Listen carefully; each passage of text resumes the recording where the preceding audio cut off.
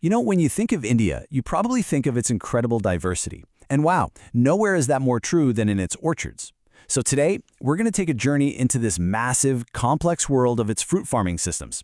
It's truly a mosaic of climate, culture, and of course, commerce.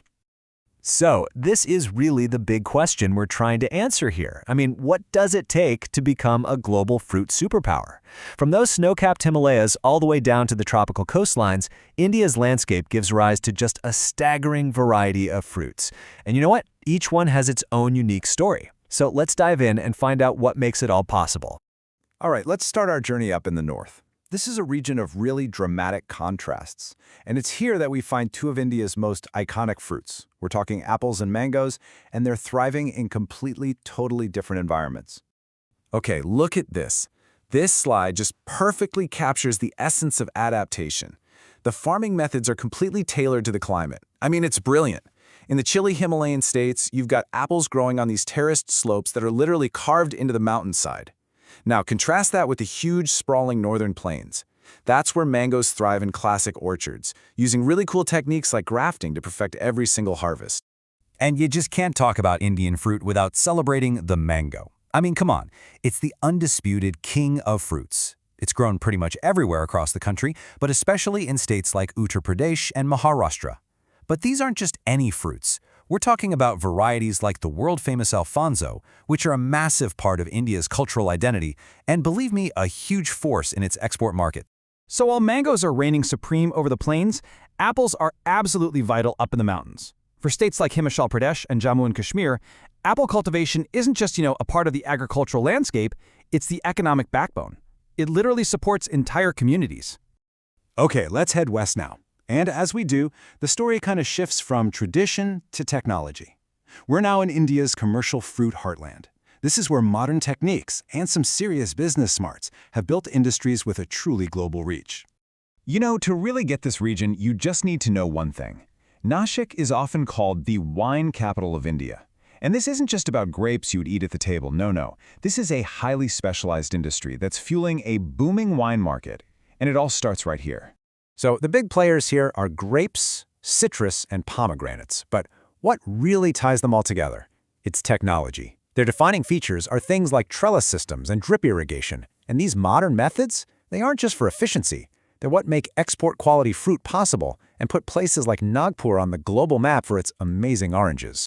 All right, our tour is now taking us down south and over to the east, right into the humid, tropical climates. And here, wow, the fruit mosaic changes completely. It reveals this incredible bounty of exotic and totally essential crops that just thrive in these lush environments. Bananas are a perfect example of this region's intensity.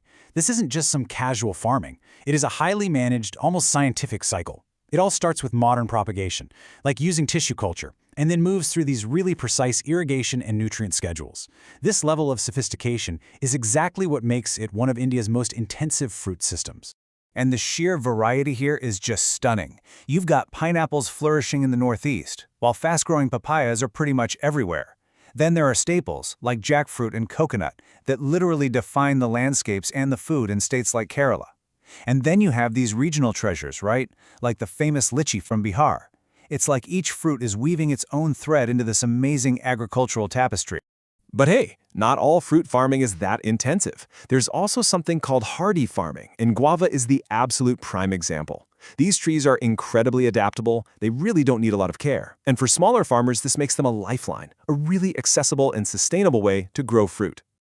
So, as we start to weave all these different threads together, you begin to see something more than just a collection of crops, right? What we're actually seeing is a deeply woven fruit heritage that, in a way, tells the story of India itself. Just think about that number for a second. 14 plus. That's how many distinct major fruit farming systems we're talking about here. From the famous mangoes and apples to some lesser-known gems like chiku and custard apple. Each one has its own unique identity. It really gives you a sense of the incredible scale and diversity we've just journeyed through. So, what's the big takeaway? Why does all of this matter? Well, it's because this is about so much more than just food. Each one of these fruit systems embodies a unique regional identity. It secures the livelihood for millions of people, and it represents a brilliant example of ecological adaptation. It's a living, breathing system where culture, economy, and nature all intertwine. And that brings us to our final thought for today. We've seen this rich, diverse, incredibly complex mosaic of fruit farming, something built over centuries. So the question I want to leave you with is this.